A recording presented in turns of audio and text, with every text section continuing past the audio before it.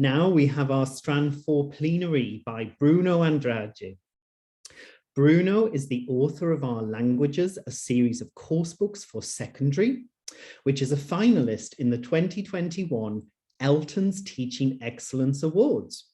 He is also an English teacher at Avenues, the World School, where he is a member of the Diversity, Equity and Inclusion Group. Bruno is currently a PhD candidate at Universidade Federal do Rio de Janeiro, Brazil. During Bruno's plenary, we recommend you watching Speaker View. And if you have any questions for Bruno, please type them in the Q&A box. Over to you, Bruno. Please share your screen.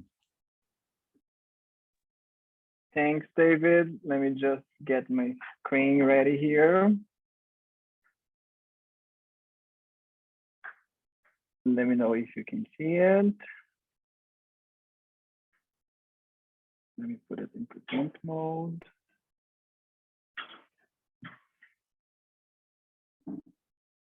All right, so let's go. First of all, thank you for the lovely introduction, David, and thank you, ISF or YLTC, for the opportunity to be speaking about a topic that is extremely important for every educator. I want to stress how important is the work that the SIG does to every young learner teacher. And I know how much it has helped me in my career. I'm not sure if you all know, but I served as public relations coordinator for the SIG. And during the 2 years that I worked with David and his team, I learned a lot about teaching kids and teens. And as I was listening to Carol Reed in her plenary early on today on global skills, I couldn't help but notice how much global skills, multiculturalism, multiliteracy, and diversity are intertwined. So many thanks, Carol, for that. My name is Bruno Andrade, and I come from this loving mixed race family, very humble family. And being raised in a family that was marked by racial relations, and specifically in a tiny little town in the countryside of Brazil, and you know that Brazil was the last country in the Western world to abolish the enslavement of human beings. It was a challenging, but at the same time, a very enriching experience. As you can see, though, I don't have a very dark skin, and this shielded me from suffering more harsh interpersonal racist remarks. And this has got to do with a serious battle within the people of color community, which is called colorism. Colorism refers to the level of prejudice and discrimination that individuals with a dark skin tone suffer if compared with people with a lighter skin tone like mine. So I think it's important to acknowledge my privilege as a brown person. But as time went by and the more I studied about racial relations, I learned to understand the reasons why my mom and my dad would always tell me to keep my hands inside, to avoid running in the streets, to be well-dressed and well-behaved all the time. But what they never told me was that they were not doing that because they wanted to raise a good kid. They wanted to protect me from this racist world. I'm not even sure that they knew they were doing it. You know, sometimes I feel that they were just being themselves and carrying on the burdens of being underprivileged and marginalized. So besides colorism, there are a couple of aspects related to racism that I find important for us to know. Racism comes in many shapes and forms.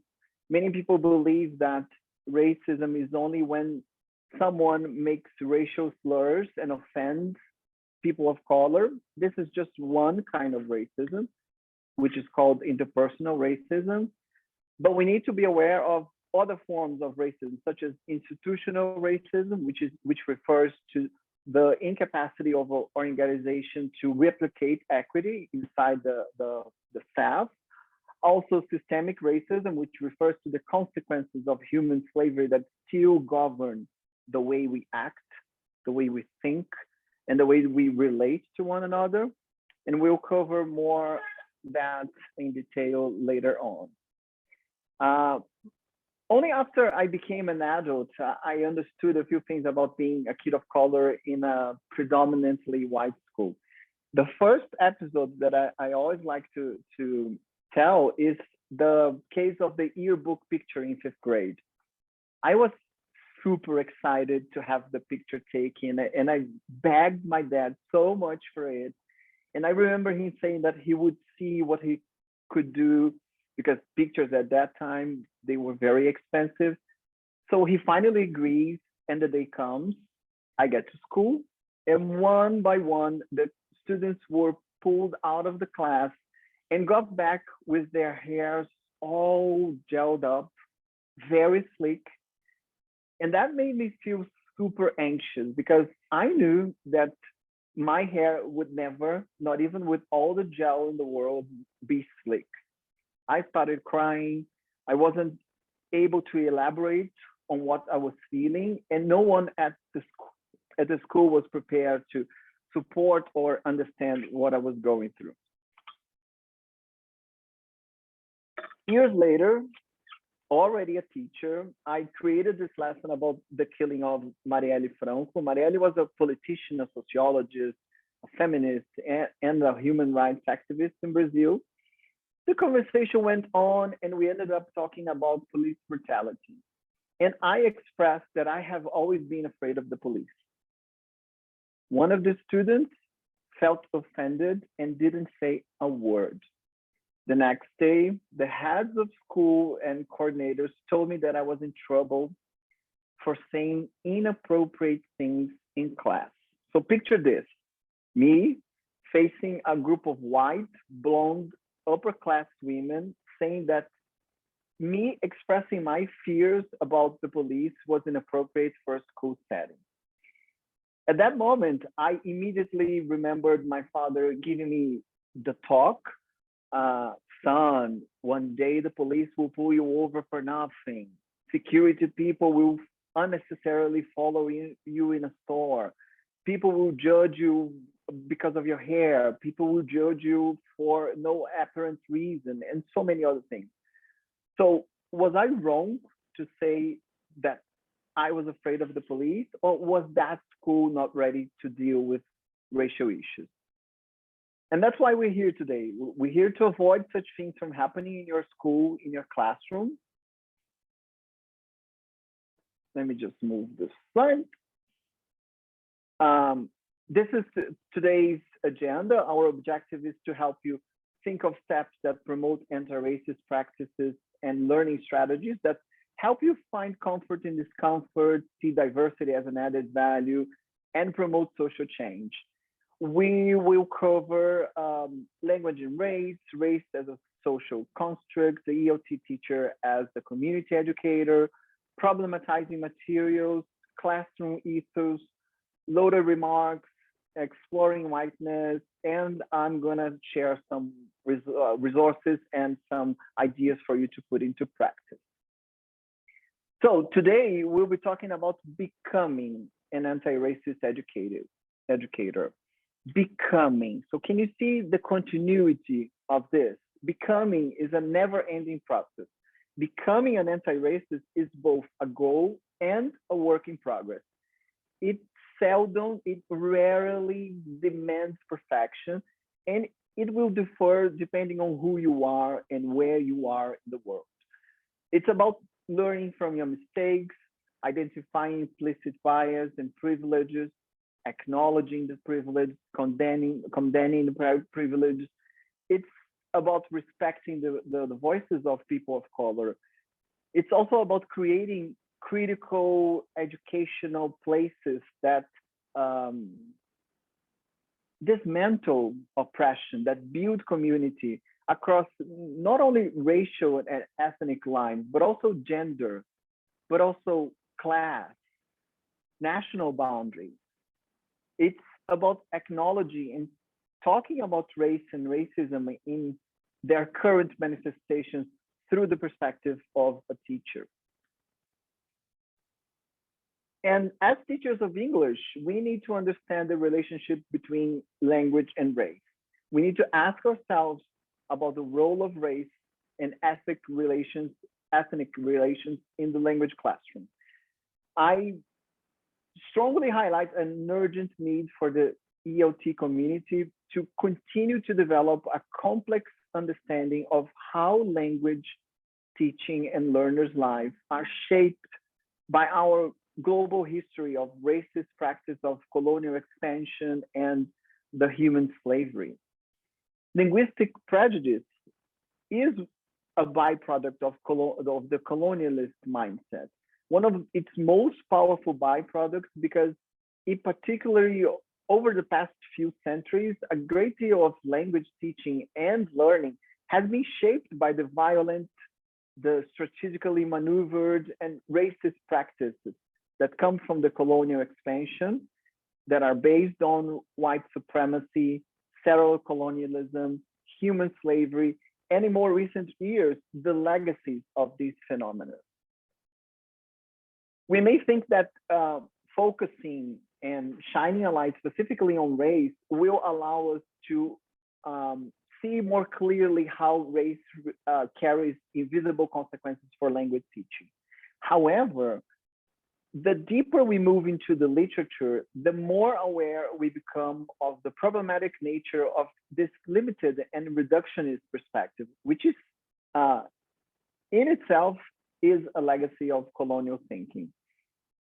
We must acknowledge that race needs to be conceptualized in the context of its relations with gender, sexuality, nationality, religion, class, and other layers of identity as part of an intersectional approach. Language, therefore, can convey diversity, it can convey respect, it can be sensitive to differences if we use it to promote equitable opportunities.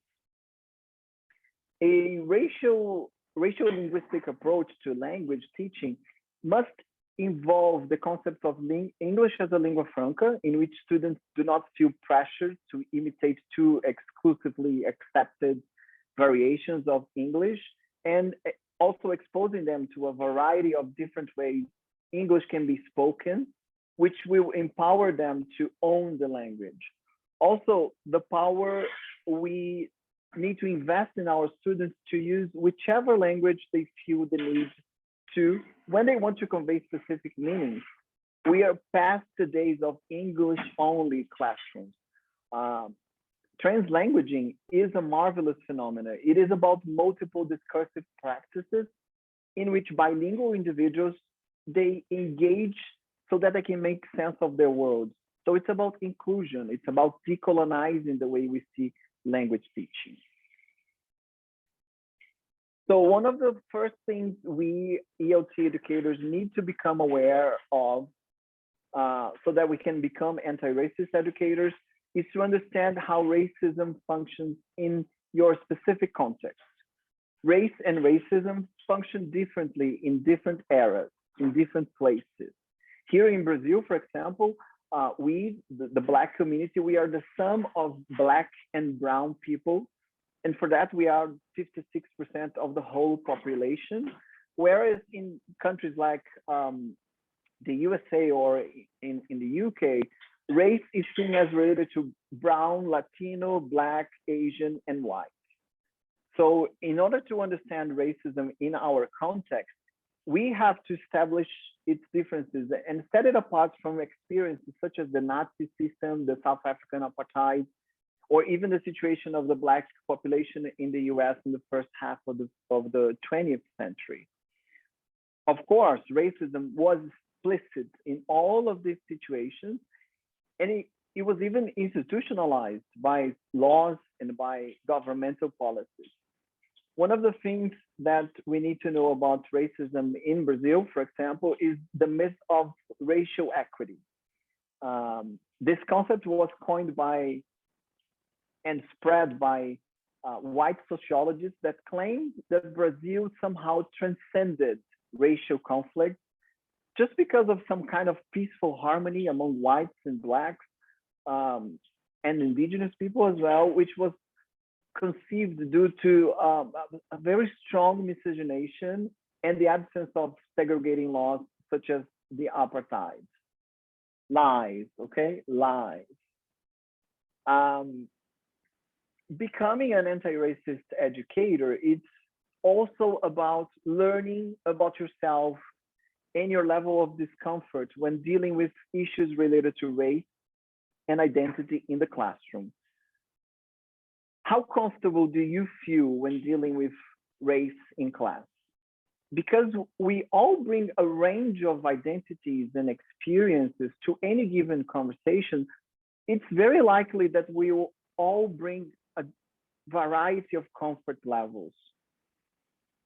So in order to evaluate your comfort levels, write in the chat how you feel when talking about race in class.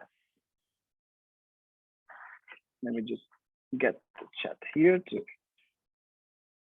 see some answers. Let's see.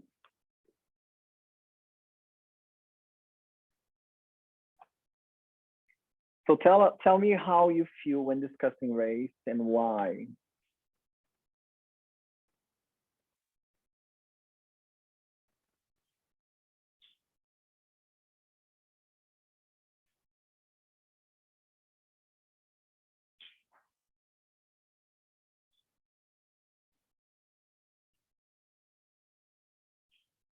Mm-hmm.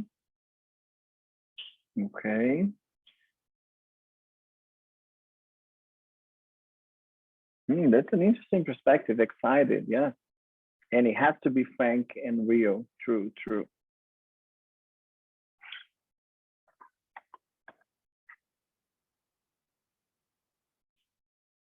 So let me just move a little bit.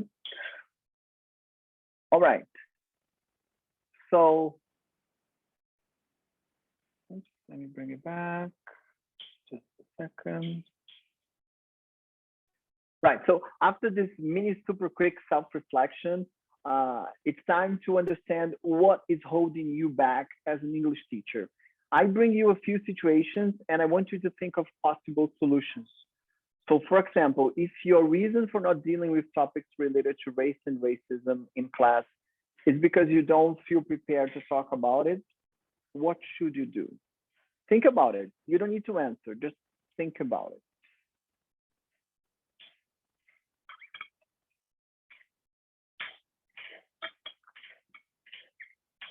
Well, my suggestion is do not avoid the conversation. Educate yourself.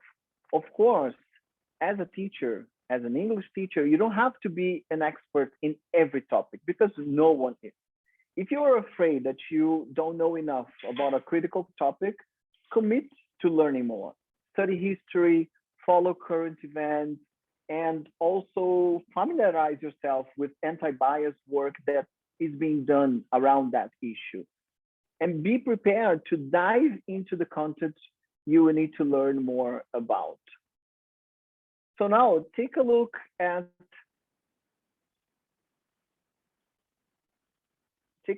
some possible situations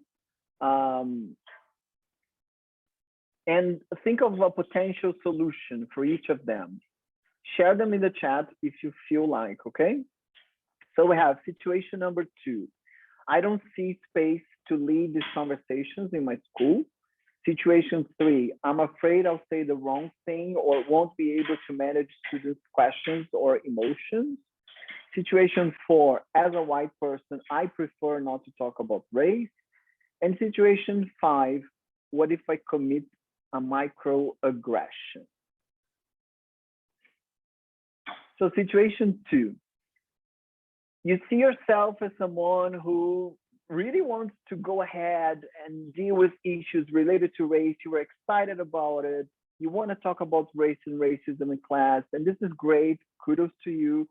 But you feel that your school is not ready yet, that maybe you teach at a predominantly white school and you fear angry parents that instead of wanting you to develop critical thinkers, they want you to maintain the status quo. I know many of you will relate. Well, first of all, you are not alone. My suggestion is create a space where these kinds of conversations can take place and let your students take the lead, get students started, and ensure that the conversation proceeds with respect. While you will facilitate, your students will be the ones to lead the way. Of course, that there will be times that you will consciously choose to put your voice aside, right? And it probably won't be your place to lead every discussion on racial topics with students, but it is your place to show leadership by starting these conversations, by nurturing a culture that allows them to take place, these conversations to take place, and also to facilitate the discussions to make sure that no student ever feels devalued in your classroom. And then we have situation 3. In case you are concerned that you will say the wrong thing out of ignorance or out of frustration, or that you will respond poorly to a student question, or that your students will reduce you to the spokesperson of an identity group, my advice is pinpoint your concerns, make a list, write them down, and make a plan to address them. Whatever your fears, if you identify them, you are giving the first step to develop a plan to address them. Remember that students, they need opportunities to practice talking about racial topics.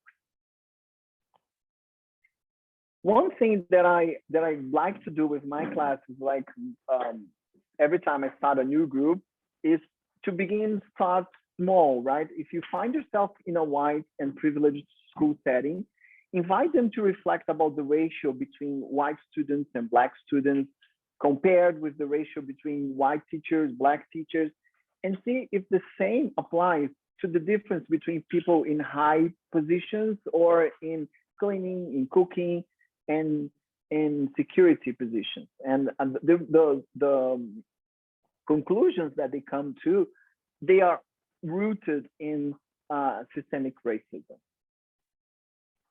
So great. Now coming back to our list of concerns, we still have to cover situations of 4 and 5. Let's take a look at situation 4. You are a white person and you prefer to avoid talking about racism. And I want to stress the word prefer. First of all, racism is not an exclusive problem that belongs to Black people. And I'm going to repeat that. Racism is not a problem that belongs exclusively to Black people. No, it was white people who invented it. But the burden of its consequences must be carried by everyone: Black, brown, indigenous, Asian, and of course, white people. The thing is, white people, they have the privilege of choosing not to think about race. But whiteness is as much a race as Blackness. But thinking about race and how it impacts their lives is a 24/7 work that we people of color do. We question ourselves all the time if our clothes are good enough to go to the grocery shop, to go grocery shopping. We avoid putting our cell phones in the waistband because we may fear someone will mistaken for a gun. Here in Brazil, I'm sure you know, this happens in every place as well. It's very common to hear that Black people get killed because they were carrying nothing but a cell phone, an umbrella, a Bible. We carry receipts around in fear of being accused of robbery. Being Black is being worried all the time. Being a person of color is being worried all the time. And it is exhausting. It is distractive. So now on to situation 5. Imagine that you might be worried that you will commit a microaggression.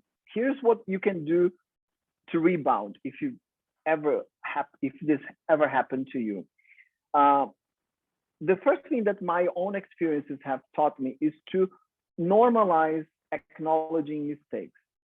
It's important to recognize what you learned from that and how much you're willing to change, and how much you want to incorporate a more equitable perspective into your life. As teachers, we need to be aware of the fact that microaggressions and other acts of bias not only cause emotional harm, but they also cause physical harm because they trigger stress hormones in Black bodies. So it's about putting the situation in perspective. If you were ever called out due to a problematic statement that you made or a behavior, that does not mean that the other person thinks you are a horrible human being. They are just explaining that what you did is hurtful, you did something hurtful, and that is the right thing for them to do. But do not despair. This is an opportunity to learn something about yourself and even improve your relationship with that person. So now I want to talk about another strategy that can help you become an anti-racist educator, is to see difference as an added value.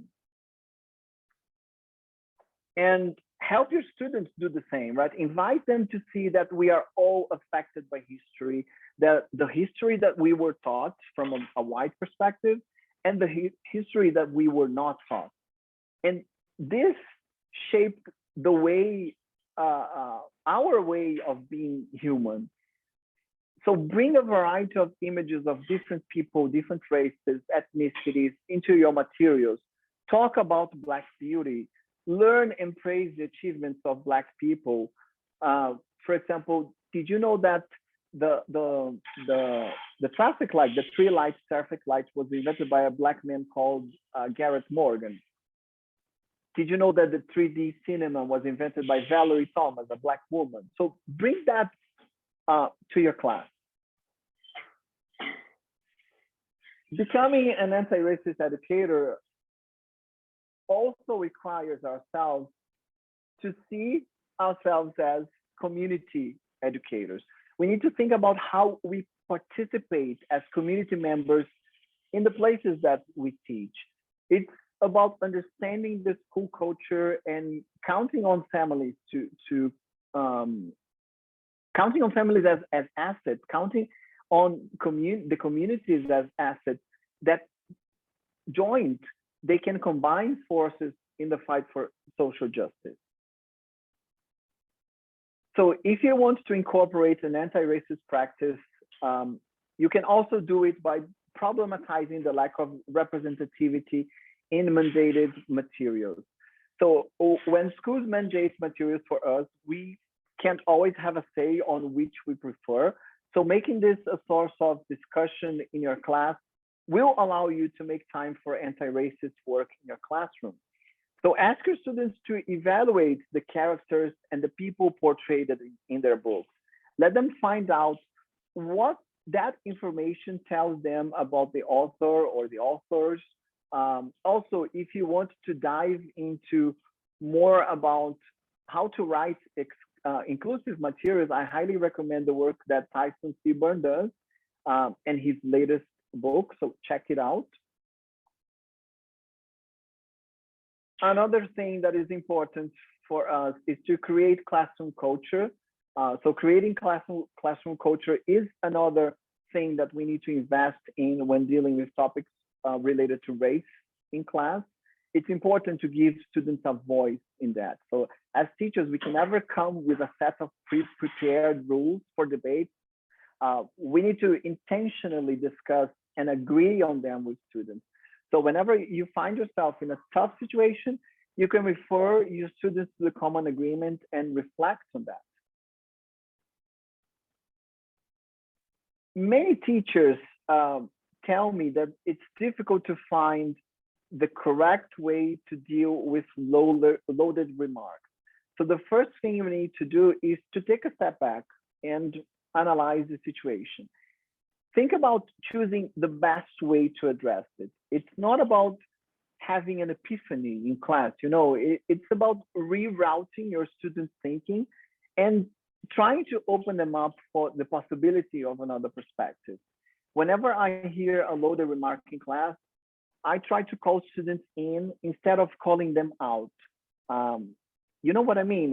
It means like inviting someone into a conversation so that you can both educate and hold the person accountable for their words or actions. It's different from a call out, which can be used to interrupt harmful behaviors or discourse. But we need to be aware that calling in is not for everyone or for every situation. Calling in is not useful, for example, when you want to give a response to students who intentionally violate standards of civil conversation. Or, for example, when powerful people make use of bigotry, fear, and lies to attack somebody, calling them out can be a valuable resource. So a nice place to start is to consider how you would want to be called in if you yourself made a difficult remark in front of others, right? So imagine if a student said something of this sort in class. We're all equal. There's no difference between white and black people. So let's not talk about race. Or if you work hard, you will be successful regardless of your skin color. The automatic reaction you or many people may have is to disregard the comment and shut down the conversation. However, notice the difference if you use the interruption technique and say something like, I need to stop you there because what you just said is not accurate. Our society has been built upon Black slavery. In the past, white people owned Black people. How can we be equal after this? Or even if you want to call students in, you can say something of this sort. You know, I used to think that too, but we have to acknowledge that white people did horrible things when they enslaved Black people. There has been a history of racist beliefs and laws that have been upheld by white people, and many white people continue to benefit from this belief. I don't think it's fair to say we're all equal, especially when white people aren't doing anything to put a stop to racism. So now I want you to get your shots ready, like get your cell phones, because I'm going to share a couple of sentence frames that will possibly help you to familiarize yourselves with, so that you can use the next time you talk about race in class. And they are, I need to stop you right there because something you just said is not accurate. I'm having a reaction to that comment. Let's go back for a minute. Do you think you would say that if someone from that group was with us in class? There is so much history behind that expression you just used that you might not know about it. Or our agreement says we need to hold each other accountable. So we need to talk about why that joke wasn't funny and why it may hurt some people. Another nice strategy is to allow your students the opportunity to explore whiteness. Students can benefit from thinking how much their skin color impacts their society or their world. As I said before, white kids, they have the privilege of being oblivious to their race since it doesn't bring any challenges, just benefits. So here are two strategies that you can use to open their eyes. The first one is bursting the bubble, and the second one is disturbing the comfortable. We all know that there is a lot of educational research that focuses on the effects of segregation on kids from low-income families or communities of color. But if we don't investigate the educational experiences of white privileged students, we would be wrongly framing white people as the successful norm to which others are compared. You know what I mean? Social justice depends not on selfish or uncritical young learners, but on young people who are willing to step outside their comfort zones. And for that, we need to equip our students with knowledge about how race and social class influence everybody's life, and also encourage them to advocate for a better world. So strategy number one is called bursting the bubble, and it means explicitly talking about how your gender, your race, your class, your language, your sexual orientation grants you privilege.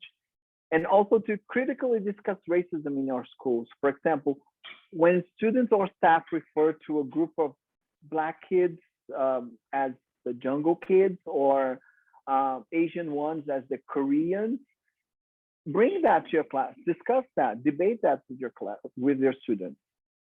Strategy number two is called disturbing the comfortable. So you can do that by focusing your students' attention to sources that document historic and contemporary racial injustice. Students can write essays, debate, and participate in role playing so that they can examine the different perspectives, their own perspectives and different perspectives. It's about creating activities and assignments that demand reflection from different perspectives. So as we make our way towards the end of this presentation, I want to quote my favorite Black scholar, Bell Hooks. I'm not sure you know, but she demands that her nom de plume is always spelled in small caps because she wanted to focus on her work rather than on who she is, which is brilliant, I think. And in her very inspiring book, Teaching to Transgress, and one of the greatest things about her is that she was heavily inspired by the work of Paulo Freire, the Brazilian patron of education. And she goes like this: the academy is not paradise, but learning is a place where paradise can be created. The classroom, with all its limitations, remains a location of possibility. In that field of possibility, we have the opportunity to labor for freedom, to demand of ourselves and our comrades an openness of mind and heart that allows us to face reality even as we collectively imagine ways to move beyond boundaries, to transgress. This is the education as a practice of freedom. So it goes without saying, but another suggestion is to catch up on everything that Hooks produced so far. Nowadays, she's been focusing on the effects of affection and love in terms of oppression, but she has amazing ideas on Blackness, racism, and prejudice. So it's super worth looking into it.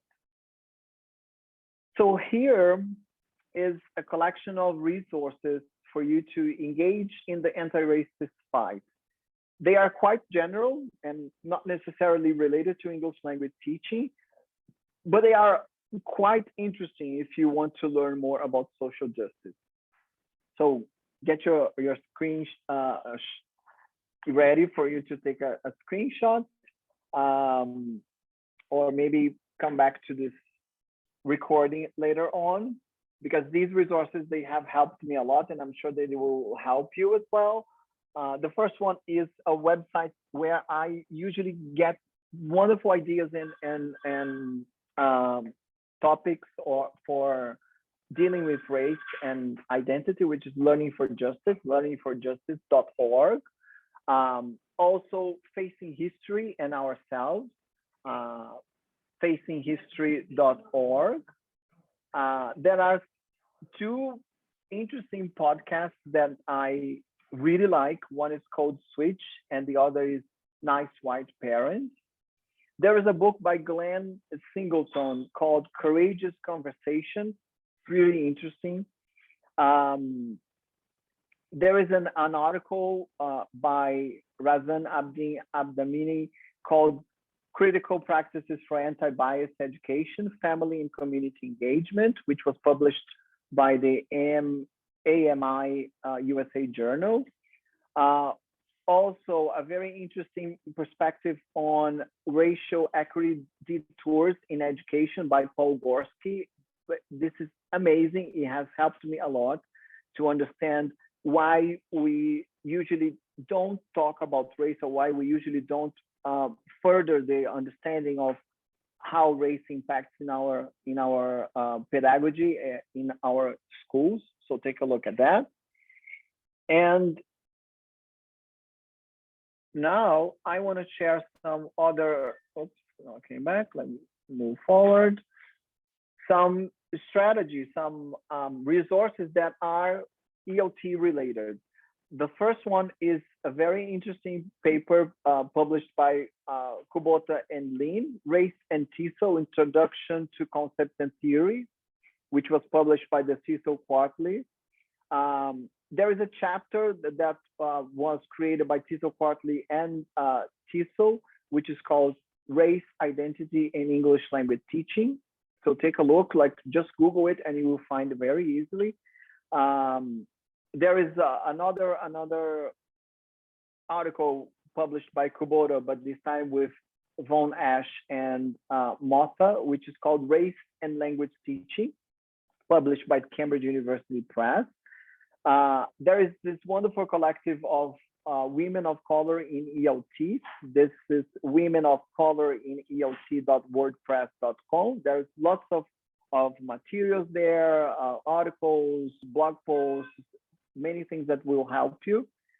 There is another article called Worth the Risk Towards Decentering Whiteness in English Language Teaching, published by the BC Teal Journal.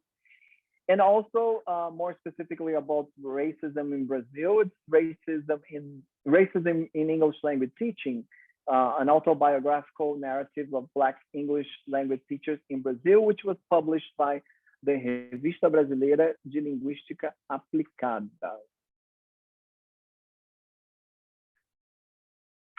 So let me just see how much time I still have.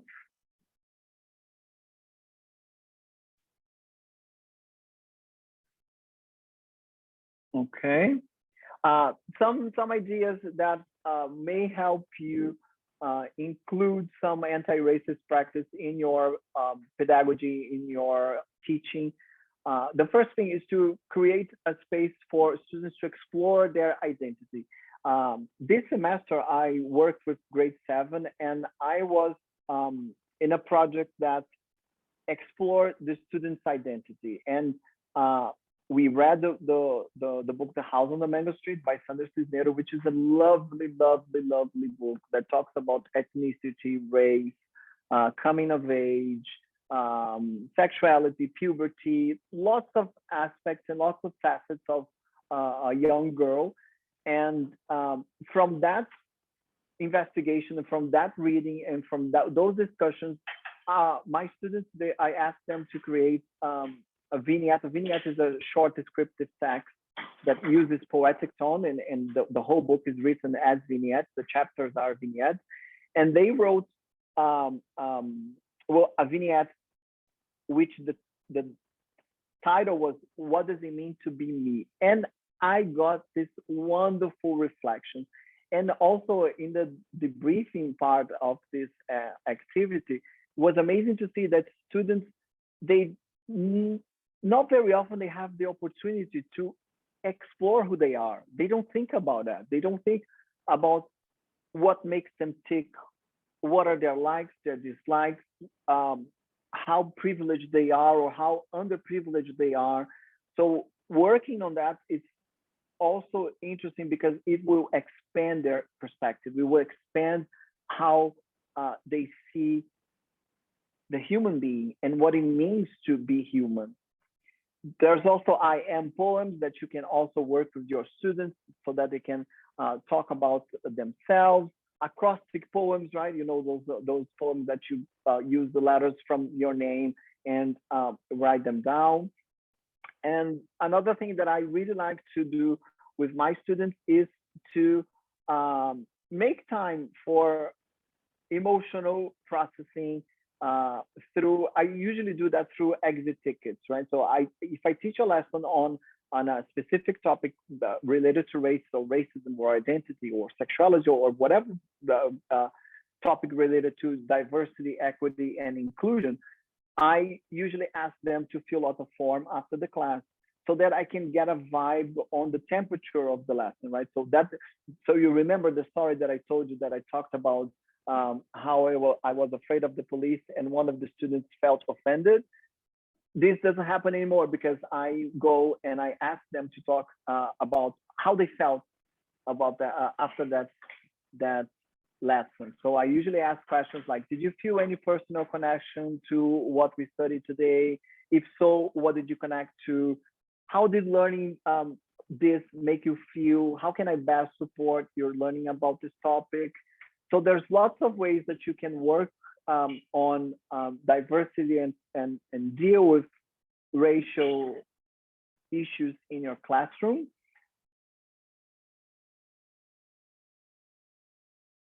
Oops, it always go back to the previous one. So I hope that this was beneficial for you. If you want to get in touch with me, I am all over social media. I'm on LinkedIn, I'm on Instagram, I'm on Facebook, Twitter, and this is my email, so you can drop me a line. And I am gonna stop here and open for questions and some debate.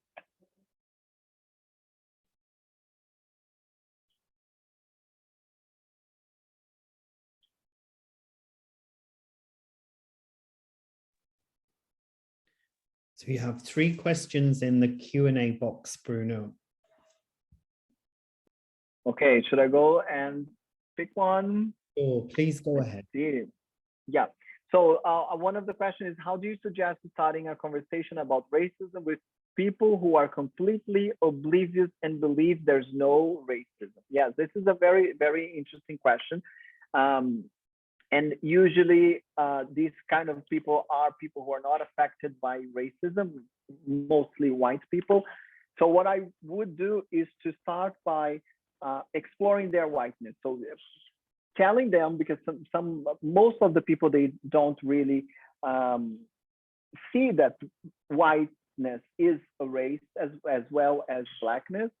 So talking about that through the perspective of a white person and how their race impacts their lives is a very nice start, because this way they will start by reflecting about themselves, and then they will be able to reflect about other people in other perspectives. Okay.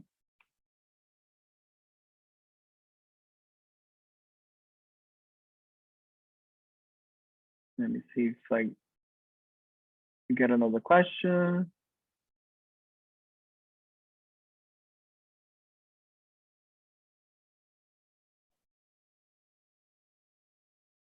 How do you respond to educators who themselves claim racism is not an issue in their country, so their buy-in is low? Yeah. Racism is an issue in most of the world, right? Because we live in a society that was built upon the slavery market, and we feel the consequences of it until today. So saying that racism is not an issue is usually something that comes from people who don't suffer racism, and from people who believe that there is this wonderful idea of that we live in a very peaceful planet, that everybody is equal, that people shouldn't be judged by their color, or maybe when we have color blindness in terms of racism, like I don't see color, I just see people. So I think it's about bringing factual and historic information about that, so that they can understand that racism is something that affects us all, not only Black people, but indigenous, white, Asian, and this will definitely be shaping our society for a long, long, long time.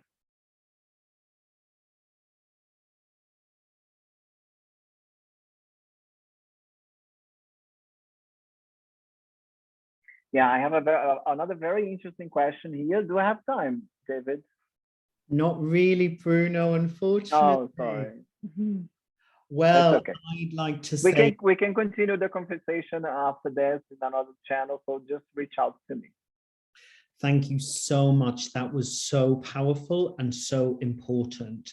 I really, really loved the personalized introduction, because I think by sharing of ourselves and our experiences as educators in TEYL, it really shows that lived experience. And you certainly did that in a very honest, very moving and a very powerful way. Really liked the way you built the case, Bruno, for focusing on anti-racism in ELT. Sometimes I think, especially in the teaching of English to children and teenagers, it's somehow eclipsed, not put front and center, not seen as a crucial part of our practice. And I think you've really shown so many reasons why that's not the case, and why we all need to raise our awareness and take action in this area. Really loved the recommendations for resources as well. Love the Teaching Tolerance website, and it was really good how you showed the mainstream education resources as well as the ELT resources, because I think we're always doing that when we're bringing in a focus on diversity and inclusion in ELT. When we're teaching children and teenagers, it's very useful to appeal to those mainstream resources as well. So huge thank you again for that. And also, as you were a YLT SIG committee member, thank you so much for coming back for our Emerald anniversary. Always a pleasure. Thank you, Bruno. So everyone, we're now going to have a 5-minute break, and then we'll be back.